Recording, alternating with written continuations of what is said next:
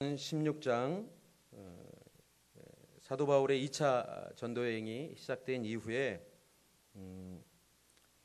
하나님께서 유럽으로 그 복음을 전하도록 그렇게 인도하시죠. 지금의 터키적 아시아에서 더 복음을 전하려고 했지만 하나님의 계획은 아시아 지역에 물론 더 복음을 전해야 될 지역이 있었고 복음을 들어야 될 영혼들이 있었지만 하나님께서 유럽으로 인도하셔서 빌립보라는 도시로 가게 됩니다. 작은 로마라고 불릴 정도로 빌립보는 많은 로마의 그 혜택을 받으면서 사는 로마인들이 있었던 것이죠. 그곳에 회당이 없었기 때문에 바울과 그 일행 실라, 디모데, 그 다음에 누가는 기도하러 강가에 갔다가 거기서 기도하는 여인들을 만나게 됐는데 그 중에 한 사람이 루디아라는 여인이었습니다. 자주색 옷감 장사, 지금으로 표현하자면 굉장히 비싼 고급 원단을 장사하는 비즈니스를 하는 여인이었죠. 그 여인이 사도 바울과 일행이 전하는 그 복음을 아주 굉장히 집중해서 듣고 예수님을 영접합니다. 물론 그 여인은 이미 유대교로 개종한 하나님을 경외하는 사람이었지만 예수 그리스도의 복음은 아직 듣지 못했었던, 근데 그때 예수님의 복음을 들으면서 예수님을 영접하고 그리고 가족들도 함께 세례를 받습니다. 그리고 그 가정으로 초대해서 이제 그 가정에 묵게 되는 그 상황 속에서 그 이후에 16절을 보면 이렇게 기록합니다. 어느 날 우리가 기도하는 곳으로 가다가 귀신 들린 한 여종을 만나게 됐습니다. 그 아이는 점을 쳐서 자기 주인들에게 아주 많은 돈을 벌어주고 있었습니다. 그 빌립보에 점을 치는 여자아이가 있었는데, 근데 그 점을 치는 것이 그냥 정상적인 점이 아니라 귀신이 들려서, 그리고 그 여자아이를 부리는 그 여자아이를 통해서 점을 통해서 돈을 버는 사람들이 있었다라는 것이죠. 그런데 이 여자아이가 계속 그 17절에 보면 17절 이후에 보면 며칠 동안 그 사도 바울 일행을 따라다니면서 이렇게 얘기합니다. 이 사람들은 지극히 높으신 하나님의 종들로 당신들에게 구원의 길을 전하고 있다라고 계속 따라다니면서 외치는 거예요. 근데 여러분 이 내용을 보면 사실은 굉장히 좋은 말이죠. 이 사람들은 지극히 높으신 하나님의 종들로 당신들에게 구원의 길을 전하고 있다. 근데 여러분 빌립보는 아직 복음을 듣지 못한 지역이었고 그 빌립보 지역에 사는 사람들이 믿던 그 우상은 제우스 신이었죠. 그러니까 이 여자아이가 얘기하는 것은 우리가 사도 바울이 얘기하는 하나님이 아니라 그들이 이방인들이 믿던 로마인들이 믿던 제우스를 얘기하는 거예요. 그러니까 여러분 듣는 사람들이 어떻게 될까요? 헷갈리죠 사실. 그러니까 사도 바울이 도저히 이 복음이 진정한 복음이 훼손될 수 있으니까 사단이 사실은 방해하는 거죠. 제대로 된 진정한 복음이 증거되어지 못하도록 계속 이 여자아이를 통해서 방해를 하니까 사도 바울이 결단을 합니다. 예수 이름으로 명령해서 그 귀신이 떠나가게 합니다. 그런데 귀신이 떠나가는 것까지는 좋았는데 그 여자아이를 통해서 귀신 들린 여자아이가 점치는 것을 통해서 돈을 벌던 그 주인들이 여러분 수입이 없어지니까 어떻게 되겠어요? 당연히 분노가 일어나는 것이죠. 그래서 사도 바울 그 일행 중에 바울과 실라 두 사람을 로마 관리들 앞에 데려다 놓고 이렇게 말합니다. 이 사람들은 유대 사람으로서 우리 도시에 소란을 일으켰습니다.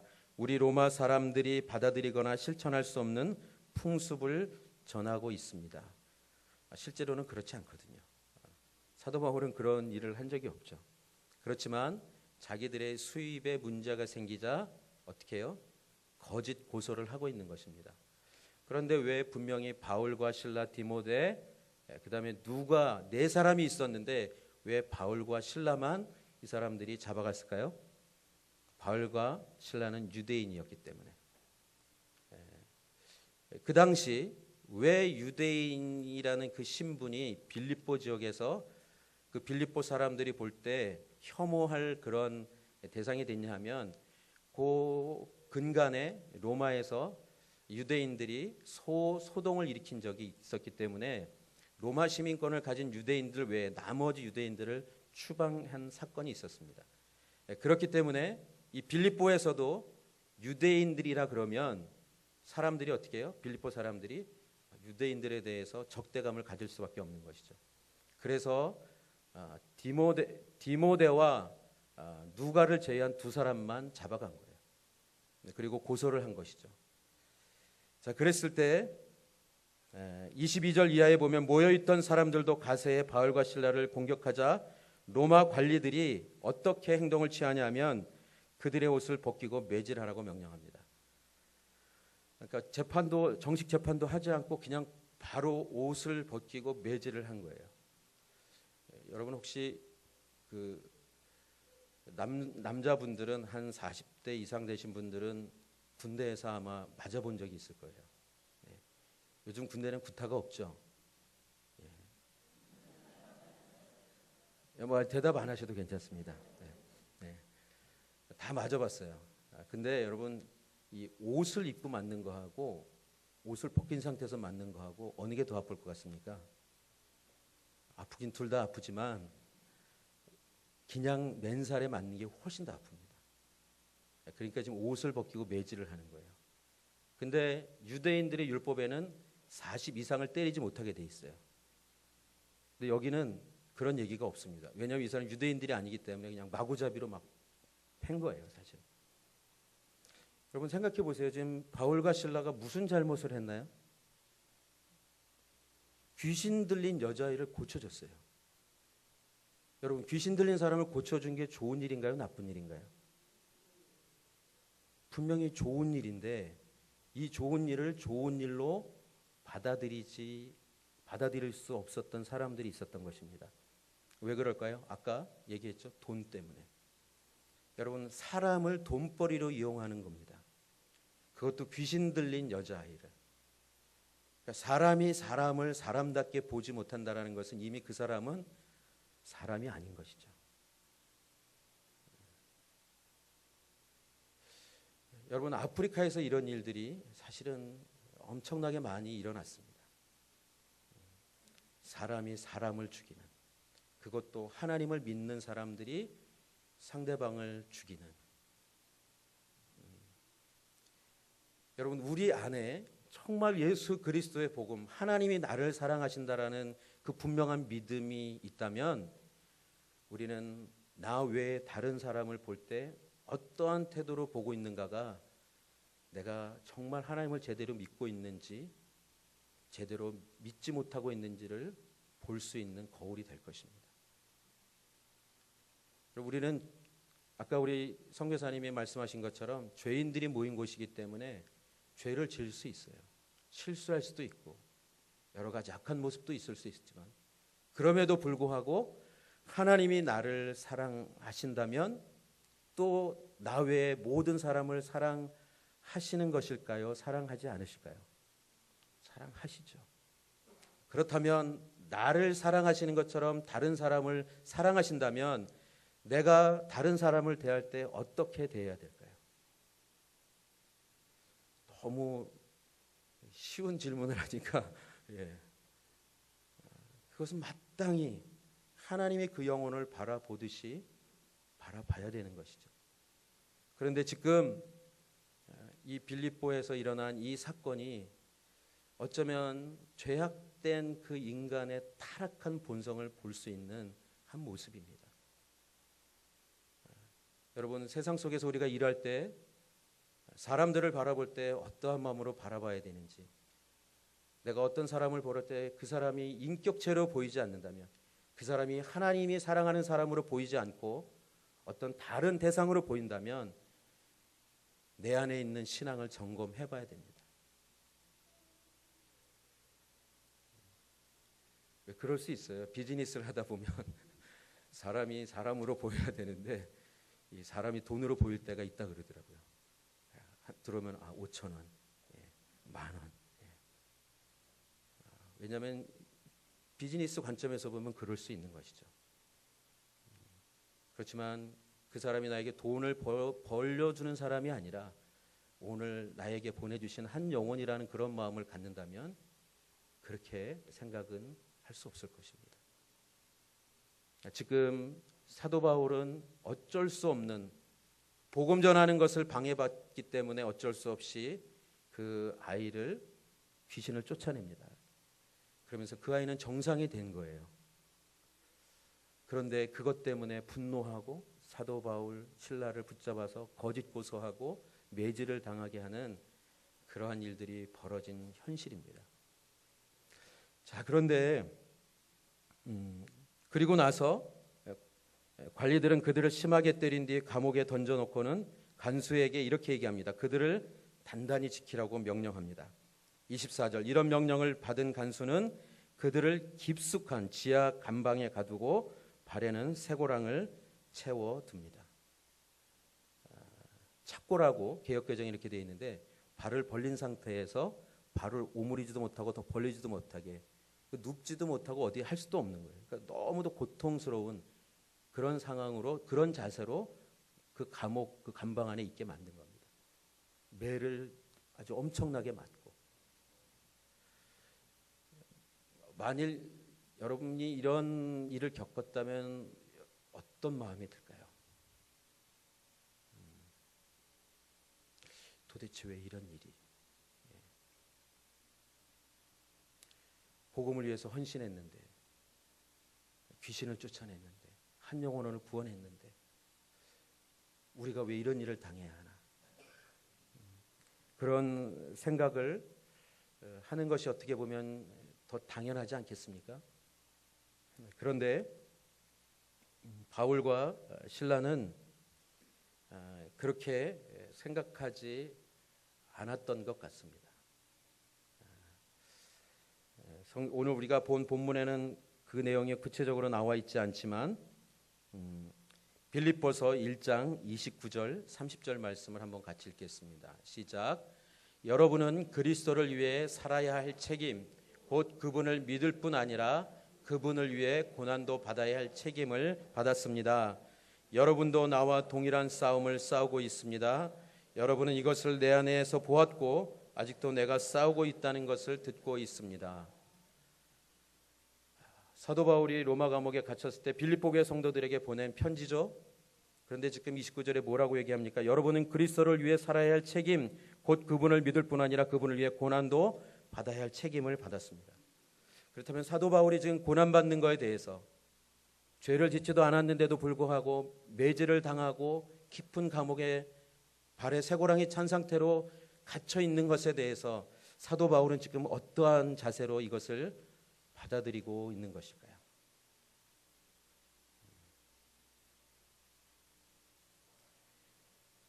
여러분, 우리는 복음을 전하면, 하나님의 일을 하면, 우리가 헌신하면 좋은 일이 일어날 것이라고만 우리는 생각을 하게 됩니다.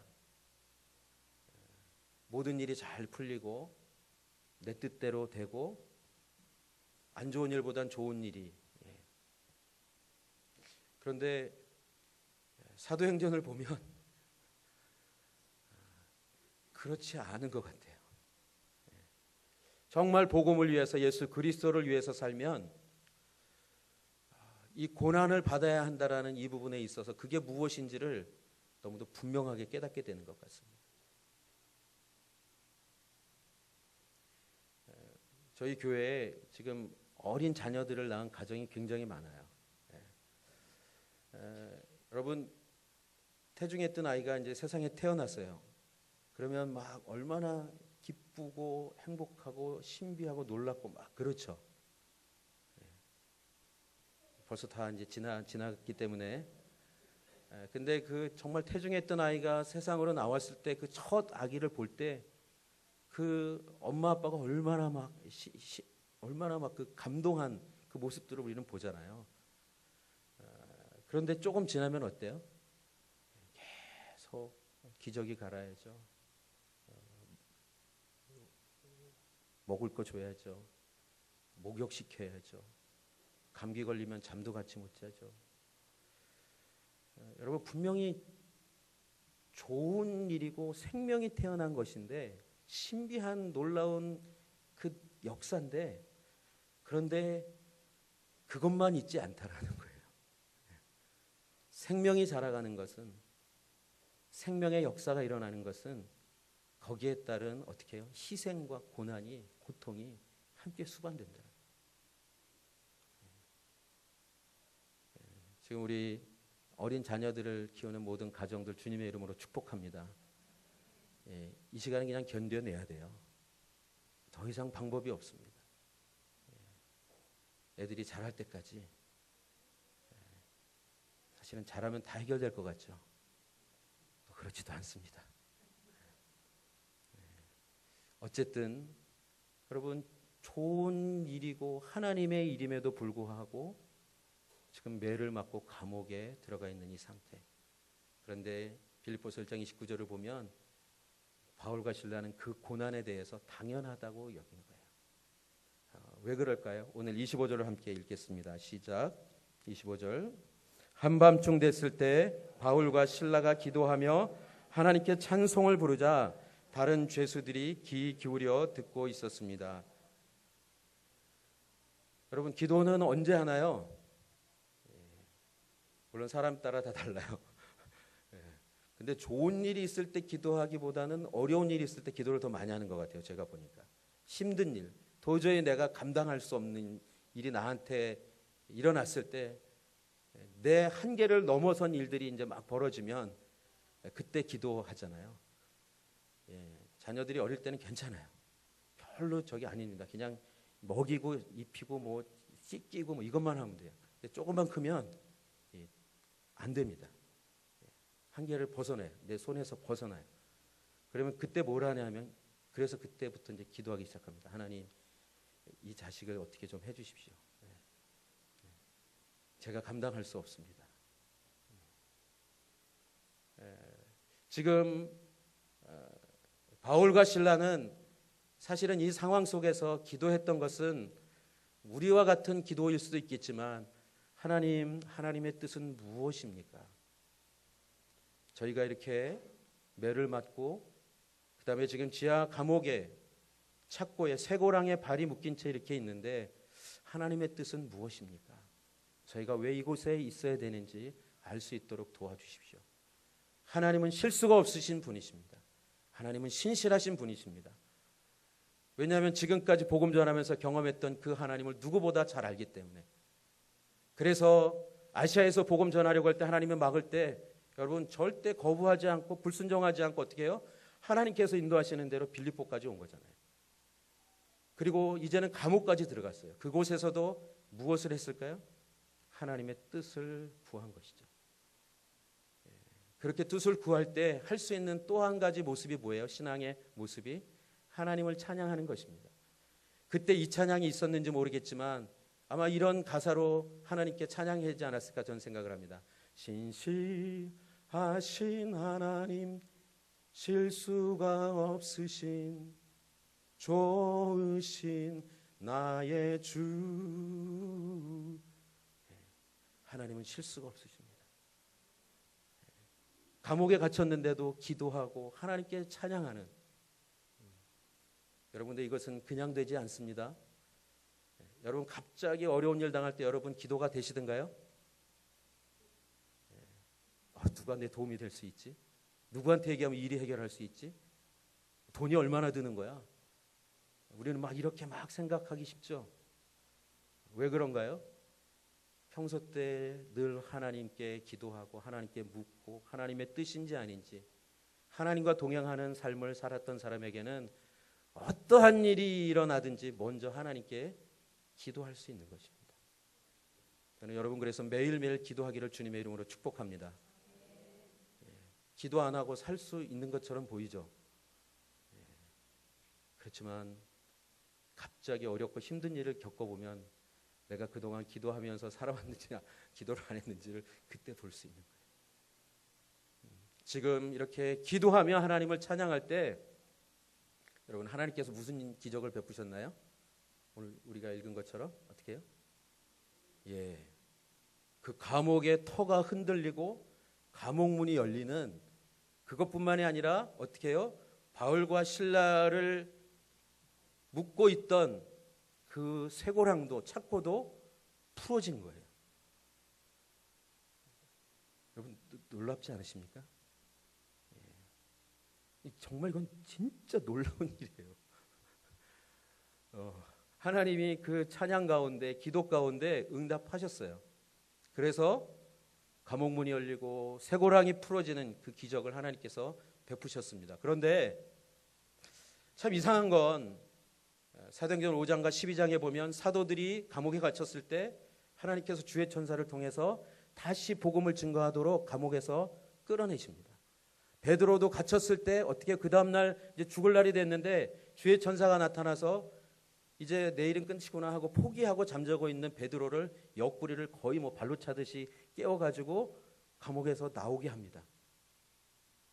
근데 지금 바울과 신라는 하나님이 그렇게 하시지 않아요. 그냥 감옥 문만 열리고 그 착고 쇠고랑만 풀어지게 놓으신 거예요. 차라리 주의 천사가 그 두 사람을 데리고 감옥 밖으로 나갔으면 좋았을 텐데 하나님이 참 이상하시죠? 뭔가 도우시기는 도우시고 기적은 베푸셨는데 그냥 그 자리에 그대로 놔두신 거예요. 이 얘기는 무엇을 의미하는 것일까요? 너희가 선택하라는 것이죠. 나갈 수도 있고 있을 수도 있고. 사랑하는 성도 여러분, 평택에 어떻게 오셨습니까? 태어나서 여기서 쭉 생활하시는 분도 계시고 타 지역에서 오신 분도 계시고 여러 가지 상황 때문에 평택에 와서 사시는 그러한 우리의 형편이 있습니다. 저는 어떻게 왔을까요? 가라고 하니까. 평택에 가서 섬기세요. 그래서 저는 이제 12월 달에 온 거죠. 근데 제가 왜요? 그랬으면 이거는 안 되는 거예요. 그래서 하나님께서 이곳에 보내신 분명히 이유가 있을 것이고, 사랑하는 성도 여러분, 지금 여러분들이 이곳에 있는 분명한 하나님의 계획이 있을까요? 없을까요? 그걸 믿는 사람과 믿지 않는 사람은 삶의 태도가 분명히 다를 것입니다. 하나님 이곳에 보내신 것을 제가 믿습니다. 그리고 제가 다 알지는 못하지만 이곳에서 저를 통해서 하나님께서 하실 일이 있다는 것도 믿습니다. 하나님 왜 평택이에요? 혹시 이런 분 계세요? 그러면 주님이 계속 두게 하실 거예요. 이상합니다. 하나님이 그런 주의 천사를 보내서 감옥에서 끌어내실 수 있는데 그냥 두셨고 선택하라고. 근데 바울과 신라는 무슨 선택을 했습니까? 나갈 수 있었고 도망갈 수 있었지만 그냥 그 감옥에 있습니다. 왜요? 그들은 기도했을 때 하나님의 뜻이 무엇인지를 구했고, 하나님의 뜻은 그 감옥에서 도망가는 것이 아니라 그 기적이 일어나도 감옥에 있는 것이 하나님의 뜻이라는 것을 알았기 때문이죠. 여러분, 일반적이라면 도망갈 수 있는 상황에서 도망가는 게 정상이잖아요. 그죠? 여러분이 이사할 수 있는 상황인데 이사하는 게 비정상일까요? 그런데 하나님의 뜻을 묻고 하나님이 계획에 대해서 이곳에 계속 있으라는 하나님의 그 마음이 있다면 내가 이사 갈 수 있어도 이사 안 갈 수 있는 거예요.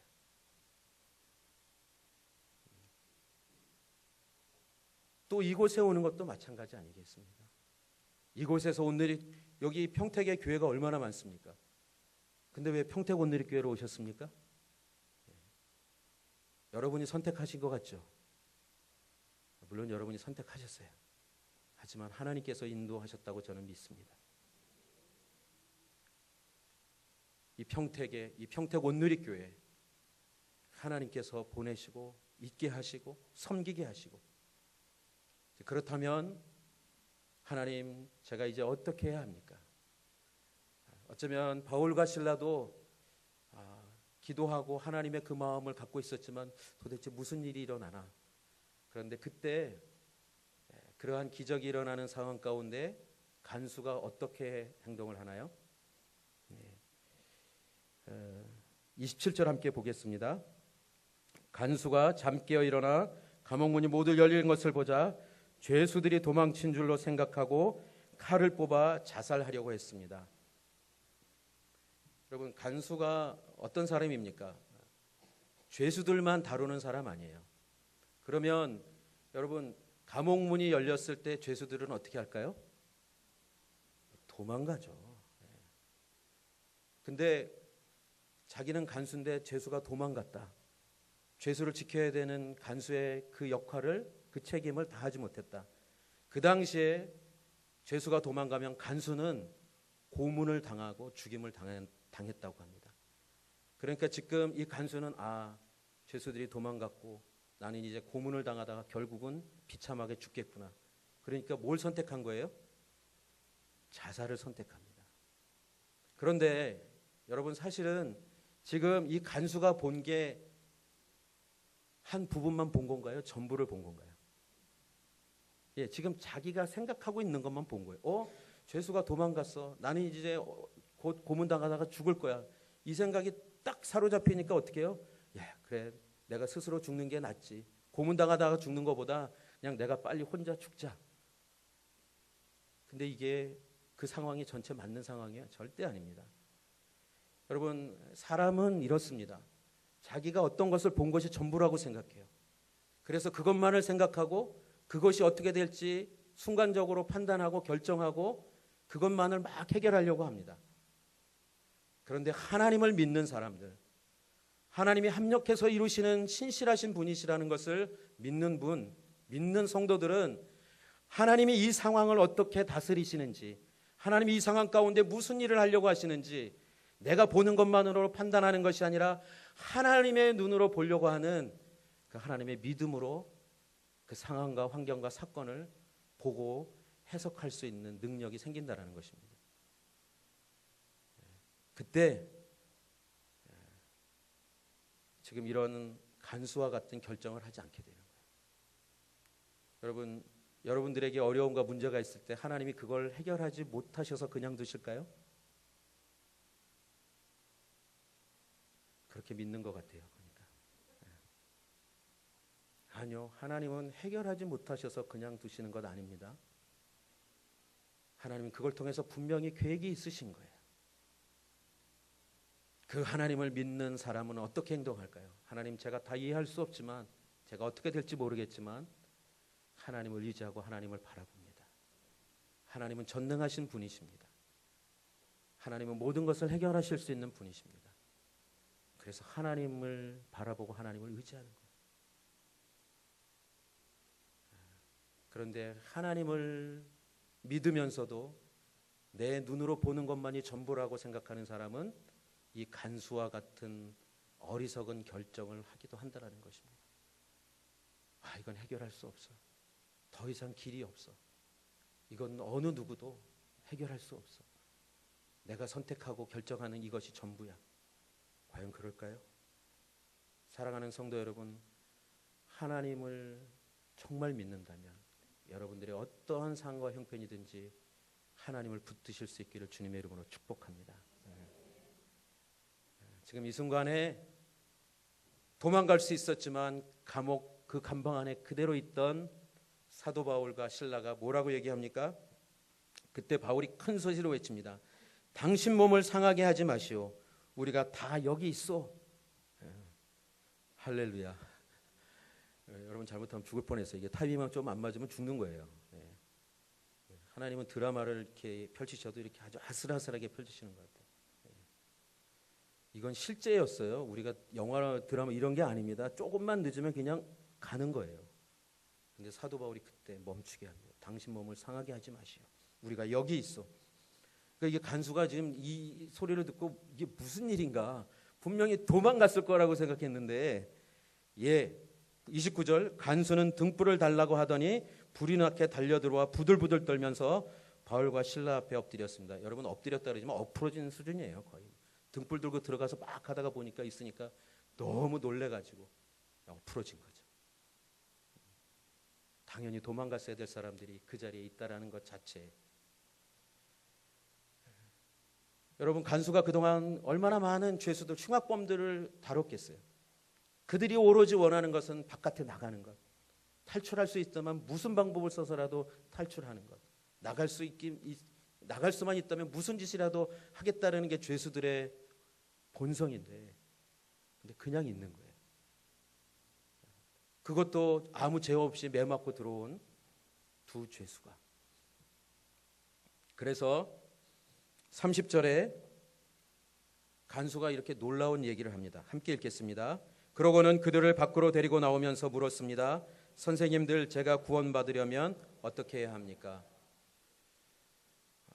여러분 좀 이상하지 않습니까? 지금 이 황당한 상황 속에서 감옥 문은 열렸고 죄수는 도망가지 않았고, 그래서 도대체 이 사람들은 뭔가, 이런 생각 속에서 질문이, 선생님들 이렇게 얘기합니다. 여러분 헬라어로 이게 선생님들은 큐리오스예요. 주님, 주여, 주인이여, 이런 표현입니다. 그 뭐예요? 자기하고 이 사람들하고는 분명히 뭐가 다르다라고 생각을 한 것이죠. 그래서 질문하는 것, 제가 구원받으려면 어떻게 해야 합니까? 제가 구원받으려면 무엇을 해야 합니까? 이 질문이에요. 근데 여러분, 저는 이걸 보면서 참 이상하다. 어떻게 지금 이 상황 속에서 도망 안 가져서 고맙다고 어떻게 그럴 수 있냐고, 막 자기의 지금 죽을 뻔한, 자살할 뻔한 상황, 모면한 거에 대해서 얘기를 하는 것이 아니라, 지금 바울과 실라에게 내가 어떻게 하면 구원을 얻을 수 있느냐, 내가 무엇을 해야 구원을 얻을 수 있느냐. 여러분, 이 질문은 그냥 갑자기 나온 질문일까요? 아니면 늘 생각했던 질문일까요?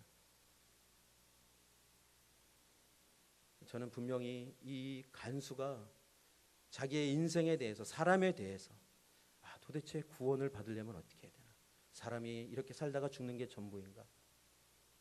아마 이 구원에 대한 고민을 했었기 때문에 이 상상할 수 없는 어떻게 보면 황당한 이 상황 속에서 자기 내면에 가장 중요하게 여겼던 질문을, 이 사람들은 분명히 뭔가 다르고, 뭔가 내가 고민했던, 궁금해했던, 가져왔던 질문에 대해서 답을 해줄 수 있을 것이라는 그 믿음이 그 마음에 들지 않았겠습니까? 그래서 선생님들, 주인이여, 내가 구원을 얻으려면 무엇을 해야 합니까? 여러분, 이 질문이 얼마나 사람에게 있어서 중요한 질문인지 모릅니다. 이미 예수님을 믿고 구원의 은혜 가운데 살아가는 우리들에게도 늘 주님께, 하나님, 제가 어떻게 주님의 은혜를 입을 수 있겠습니까? 제가 어떻게 주님의 은혜 가운데 살아갈 수 있겠습니까? 이 험하고 험한 세상 속에서 제가 흔들리지 않고 온전히 믿음으로 살아갈 수 있는 것, 그 은혜는 무엇입니까? 사실 똑같은 질문이죠. 이것은 늘 그 질문을 하는 사람들이 할 수 있는 질문입니다. 그 마음으로 하나님 앞에 기도하는 사람만이 할 수 있는 질문이 될 수 있는 것이죠. 자, 그랬을 때 이 사도 바울과 실라는 뭐라고 대답합니까? 주 예수를 믿으시오. 그러면 당신과 당신의 집안이 구원을 받을 것입니다. 지금 사도 바울과 실라가 맨 처음에 앞에 붙인 이름이 뭐예요? 주. 지금 자신들을 향하여 큐리오스, 선생님, 주님 이렇게 하니까, 우리가 그런 존재가 아니다. 우리는 똑같은 사람이다. 오직 주인은, 오직 주님은 예수님밖에 없다. 그 예수님을 믿어야만이 구원을 얻는다. 그리고 당신만 구원 얻는 것이 아니라 당신의 가정, 당신의 가족도 구원을 얻을 것이다. 이 위대한 선언을 하는 것입니다.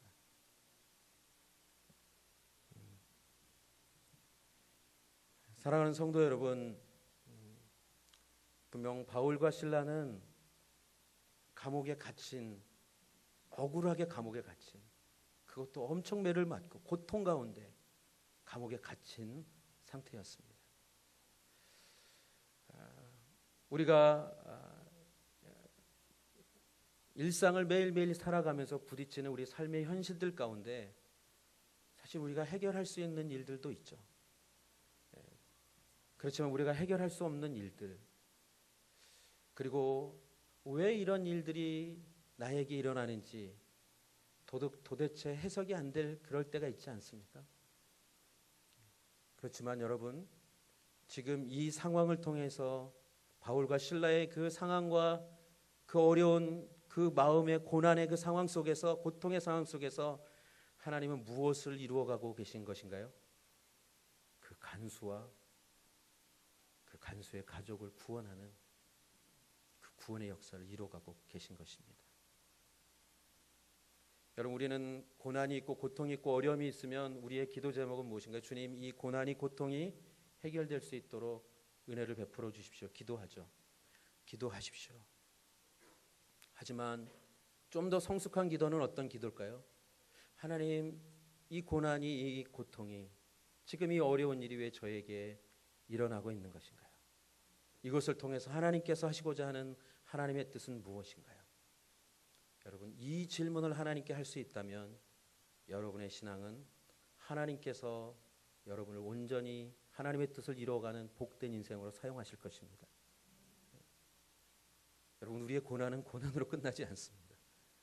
우리의 고통은 고통으로 끝나지 않습니다. 바울과 실라가 그 하나님을 알고 믿었기 때문에 그 자리에 머물러 있었던 거예요. 여러분, 감옥에 누가 머물러 있고 싶겠습니까? 누가 그 힘든 자리에 그 자리에 그대로 있고 싶겠습니까? 나에게 기쁨이나 즐거움이나 행복이 아니라 어떨 때는 괴로움과 고통과 고난이 다가올 때 여러분은 어떻게 그 자리에 머물러 있겠습니까? 예를 들어 가정도 그렇고 교회도 그렇고 어려움이 있고 힘든 일이 있을 때 여러분, 가정을 떠나고 싶고 교회를 떠나고 싶은 마음이 왜 없겠습니까? 하지만 하나님이 나를 이곳에 있게 하신, 머물러 있게 하신 하나님의 그 뜻을 내가 분명히 믿는다면 절대 떠나서는 안 되는 것입니다. 그러면 하나님의 계획은, 하나님의 마음은, 하나님의 뜻은 이루어질 수 없는 거예요. 여러분, 루디아와 그 가족, 간수와 그 가족, 그래서 빌립보 교회가 세워졌던 그 사건, 사도 바울이 평생 나머지 그 복음을 전하면서 살아가는 동안 빌립보 교회는 그 사도 바울을 누구보다 뜨겁게 사랑하고 중보하고 섬겼습니다. 왜 그럴까요? 이런 놀라운 하나님의 기적을 함께 경험했기 때문에 그런 거예요. 여러분, 이런 은혜가 없으면 사실은 함께 가는 것이 쉽지 않습니다. 중보하는 것도 쉽지 않습니다. 오늘 여러분에게 가장 큰 고민거리는 무엇입니까? 그것을 해결하기 위해서 여러분은 무엇을 하고 있습니까? 하나님을 신뢰한다면 그 자리에, 그 문제에, 그곳에 있는 것이 하나님의 뜻이라는 것을 분명히 믿을 수 있기를 바랍니다. 그러면 하나님이 역사하십니다. 그걸 경험해야지 어떠한 일이 있어도 하나님이 하시는 거죠. 제가 기다리겠습니다. 제가 이곳에 있겠습니다. 하나님만을 바라보겠습니다. 여러분, 이 믿음이 있으면 두려움이 없는 거예요. 빌립보서 1장 20절 말씀 함께 보겠습니다. 함께 읽겠습니다. 시작. 내가 간절히 기대하고 소망하는 것은 내가 어떤 일에도 부끄러워하지 않고 항상 그랬듯이 지금도 담대하게 원하는 것은 살든지 죽든지 내 몸을 통해서 그리스도가 위대하게 되시는 것입니다. 할렐루야. 죽든지 살든지 항상 그랬듯이 지금도 담대하게 원하는 것은, 여러분, 이 사도 바울의 고백이 저와 여러분의 고백이 될 수 있기를 주님의 이름으로 축원합니다. 기도하겠습니다.